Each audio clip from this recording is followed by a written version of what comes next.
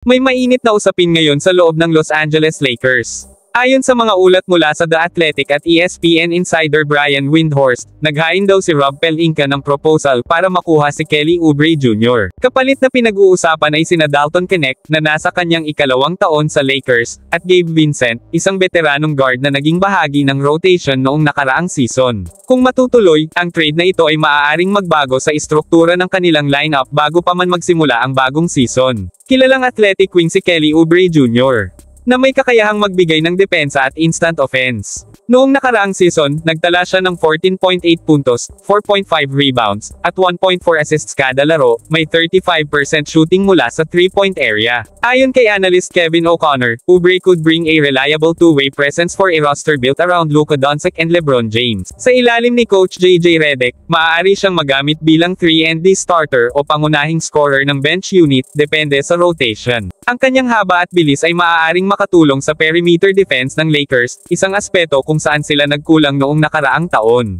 Ang kanyang karanasan sa Warriors at Hornets, kung saan minsan umabot siya sa halos 20 puntos kada laro, ay patunay na kaya niyang mag-adjust sa iba't ibang sistema. Dapat ding timbangin ng Lakers ang mawawala kung maisa sa katuparan ang trade. Si Dalton Knecht, na kinuha noong 2024 draft at ngayon ay nasa kanyang ikalawang season, ay nagtala ng 8.3 puntos at 2.1 rebounds, may 35% shooting mula sa labas. Pinuri ni Coach Redick ang kanyang work ethic at sinabing may tsansa siyang maging steady scorer kung magpapatuloy ang development. Si Gabe Vincent naman ay nag-average ng 5.9 puntos at 2.7 assists, subalit nahirapan sa consistency dahil sa injuries at limitadong minuto. Ayon kay beat writer Dave McMenamin, maaaring lumiit pa ang papel ni Vincent ngayong papasok sina Austin Reeves at Marcus Smart sa guard rotation, dahilan kung bakit handa ang Lakers na isama siya sa package. Kung makuha ng Lakers si Oubre, magkakaroon sila ng dagdag na flexibility sa wing position. Ang tandem nina Austin Reeves at Jared Vanderbilt ay mas magiging epektibo kapag may kasama silang scorer-defender na gaya ni Oubre. Maaari ring gumamit si Redick ng small ball lineup kasama sina Doncic, Reeves, Oubre, LeBron, at DeAndre Ayton para mapabilis ang laro at mapalakas ang spacing. Sa depensa, makakatulong si Oubre upang hindi ma-overload si LeBron sa pagbabantay ng mga elite forwards. Sa bench, maaari siyang makipagpalitan ng minuto kina Rui Hachimere at Vanderbilt depende sa matchup, na nagbibigay kay Redick ng mas malalim na options para sa rotation. Sa kabuuan, ipinapakita ng proposal na ito ang determinasyon ni Rob Pelinka na ayusin ang problema ng Lakers sa wing depth at perimeter defense.